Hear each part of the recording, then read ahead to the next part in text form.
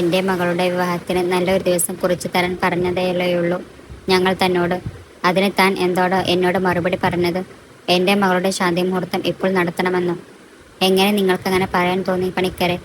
നിങ്ങൾ ഇത്രയും വിവരമില്ലാത്തൊരിടത്താണെന്ന് ഞങ്ങൾ അറിഞ്ഞിരുന്നില്ല. അറിഞ്ഞെങ്കിൽ നിശ്ചയത്തിന് ക്ഷണിച്ചു വരുത്തിയ ഇത്രയും ആളുകളുടെ വെച്ച് നിങ്ങളുടെ ഈ വർത്തമാനം ഞങ്ങൾ കേൾക്കേണ്ടി വരില്ലായിരുന്നു. വിവാഹ നിശ്ചയ പന്തലിൽ വെച്ച് വേണുമാഷിന്റെ ശബ്ദം വല്ലാതെ ഉയർന്നപ്പോൾ നിശ്ചയ ചടങ്ങിൽ പങ്കെടുക്കാനെത്തിയവരെല്ലാം അങ്ങോട്ടേക്ക് ശ്രദ്ധിക്കാൻ തുടങ്ങി. എന്താ അച്ഛാ, എന്താണ് പ്രശ്നം? അച്ഛൻ എന്തിനാണ് പണിക്കരോട് ദേഷ്യപ്പെടുന്നത്? അദ്ദേഹത്തെ പറ്റി അച്ഛൻ അറിയില്ലേ? പ്രശസ്തനാണ് അദ്ദേഹം.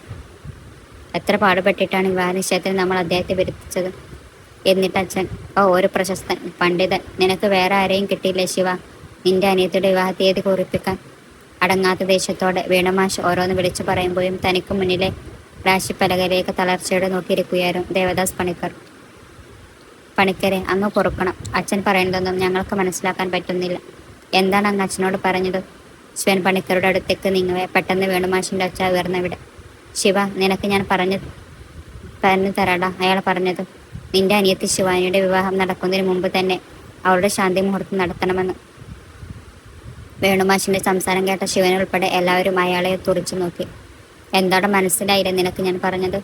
എന്നാൽ വ്യക്തമായി കേട്ടോളൂ. ഇന്ന് ഈ പകൽ അവസാനിക്കുന്നതിന് മുമ്പ് നിന്റെ അനിയത്തി കന്യകയല്ലാതെയായി തീരണമെന്ന്. വിവാഹത്തിന് മുമ്പ് തന്നെ അവളൊരുത്തനൊപ്പം കിടക്കണമെന്ന്. മനസ്സിലായോ നിനക്ക്? അച്ഛൻ കലിപൂണ്ടരോന്ന് വിളിച്ചു പറയവേ ശിവൻ പണിക്കരുടെ മുഖത്തേക്ക് പകച്ചു നോക്കി നിന്നു. ഇവരുടെ വിവാഹം അതെന്നാണ് നടത്തേണ്ടത് എന്നറിയാനാണ് ഞങ്ങൾ തങ്ങളെ ക്ഷണിച്ചു വരുത്തിയത്. പക്ഷേ താങ്കൾ പറയുന്നു ഇവളിലെ ശിവ. ഞാൻ പറഞ്ഞതെല്ലാം സത്യമാണ്. കഴിഞ്ഞ 50 വർഷത്തോളമായി ഞാനിക്ക് അവിടെ നിരത്തി പലതും പറഞ്ഞിട്ടുണ്ട്. എത്രയും മംഗളകരമായ കാര്യങ്ങൾക്ക് സാക്ഷിയായിട്ടുമുണ്ട്. പക്ഷേ ഇത് ഇങ്ങനെ ആദ്യമായാണ് കുട്ടി. ഞാൻ പറഞ്ഞത് സത്യമാണ്. എന്ത് സത്യം പണിക്കരെ? വിവാഹത്തിന് മുമ്പ് തന്നെ എൻ്റെ മകൾ ആണത്തിനൊപ്പം അന്തിയുറങ്ങണമെന്നാണോ നിങ്ങളുടെ സത്യം? ശിവ, നീ ഈ ഭ്രാന്തൻ്റെ വാക്കുകൾക്ക് ചെവി കൊടുക്കാതെ വലിച്ചു പുറത്തേക്കെറിയട ഇയാളെ. അടങ്ങാത്ത ദേഷ്യത്തോടെ പണിക്കരെ തല്ലാനായി പാഞ്ഞെടുത്ത് വേണുമാഷിനെ തടഞ്ഞു നിർത്തി ശിവൻ പണിക്കരുടെ മുന്നിൽ മുട്ടുകുത്തിയിരുന്നു. ആ സമയം അവൻ്റെ കണ്ണുകളിൽ നിറഞ്ഞു നിന്നിരുന്നത് പകയോ ദേഷ്യമോ അല്ലായിരുന്നു, ഭയം മാത്രമായിരുന്നു. പ്രതീക്ഷിച്ചതെന്തോ സംഭവിക്കാൻ പോകുന്നു എന്ന ഭയം.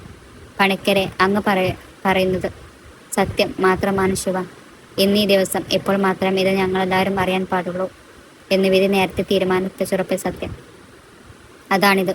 ഇതിനെപ്പറ്റി ശിവന് നേരത്തെ എന്തെങ്കിലും മുന്നറിയിച്ച് ലഭിച്ചിരുന്ന ശിവ? തൻ്റെ മുഖത്തും കണ്ണുകളിലും ഒരു വല്ലാത്ത ഭയം കാണാൻ കഴിയുന്നുണ്ട് എനിക്ക്. അതുകൊണ്ട് ചോദിക്കുകയാണ്. ശിവാനിയുടെ ജന്മരഹസ്യം ശിവൻ അറിയുമോ? ജന്മരഹസ്യമോ?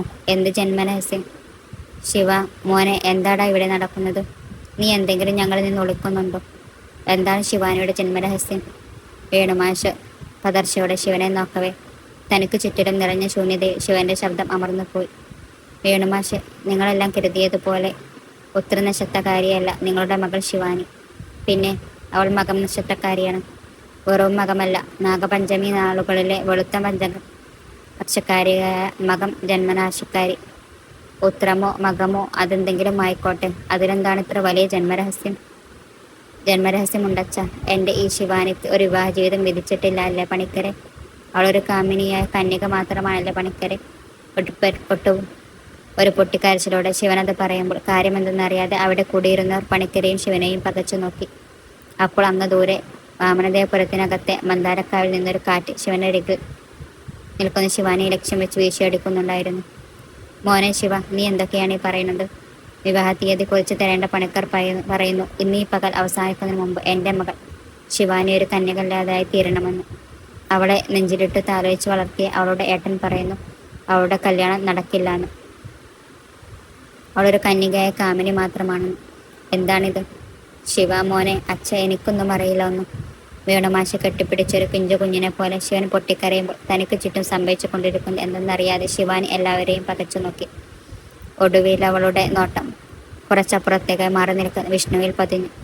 അവളുടെ നോട്ടം പതിഞ്ഞ് ഓരോ മുഖത്തും അപ്പോൾ തെളിഞ്ഞു വന്നത് അമ്പരപ്പും അത്ഭുതവും അവിശ്വാസവും മാത്രമായിരുന്നു. മിഴികൾ വിഷ്ണുവിൽ പതിയവേ അവനും അവളെ നോക്കി നിൽക്കുകയായിരുന്നു അവിശ്വാസ്യതയോടെ. ശിവ, തനിക്കൊന്നും അറിയില്ല എന്ന് മാത്രം താൻ പറയരുത്. അത് ഞാൻ വിശ്വസിക്കില്ല. കാരണം ശിവന്റെ കണ്ണുകളിൽ തെളിഞ്ഞു കാണുന്ന ഈ ഭയം അതിപ്പോൾ ഉണ്ടായ ഒന്നല്ല.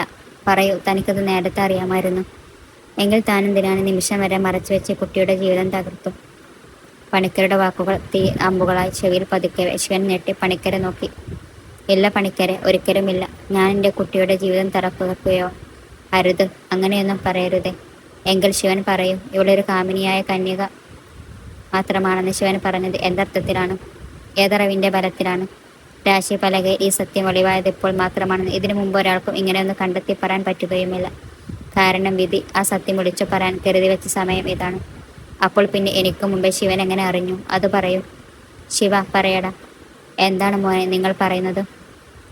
അച്ഛാ, ശിവാനിയും വിഷ്ണുവും തമ്മിലുള്ള പ്രണയം മനസ്സിലാക്കി അന്ന് ഞാൻ വിഷ്ണുവിനെ കാണാൻ അവൻ്റെ വീട്ടിലേക്ക് പോകുമ്പോൾ എവിടെ നിന്നറിയില്ല എനിക്ക് മുമ്പിലേക്ക് ഒരു കൈനോട്ടക്കാരി വന്നു നിന്നു.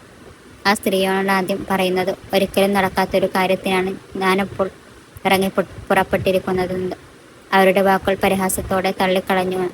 കാരണം നമുക്കാർക്കും തന്നെ അത്തരം ആളുകളെ വിശ്വാസമില്ല, അവരുടെ വാക്കുകളെയും.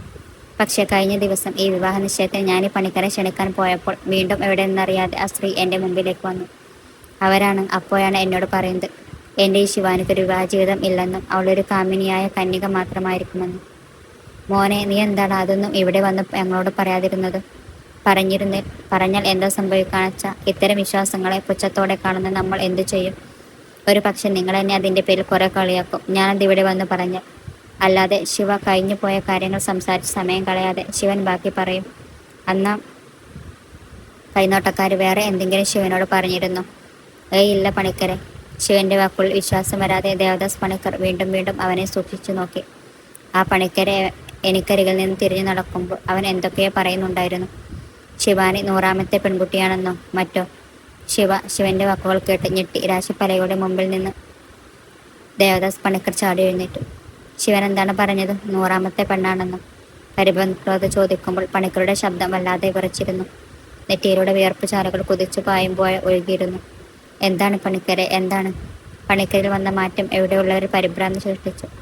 ശിവ, അന്നവൾ എവിടുത്തെ 100ാമത്തെ പെൺകുട്ടിയാണ്? ശിവാനിയാണെന്ന് പറഞ്ഞിരുന്നു.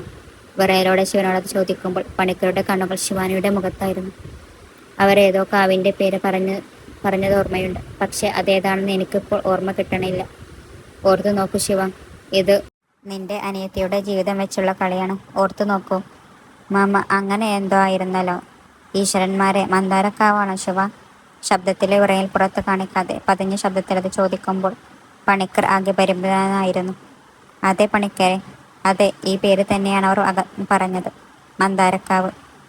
അതെ, മന്ദാരക്കാവ്. ശിവനിൽ നിന്ന് ആ വാക്ക് പുറത്തേക്ക് വീണതോ ഹുങ്കാര ശബ്ദത്തോടെ ഒരു കാറ്റാ വീടിനെ വലയം ചെയ്തു.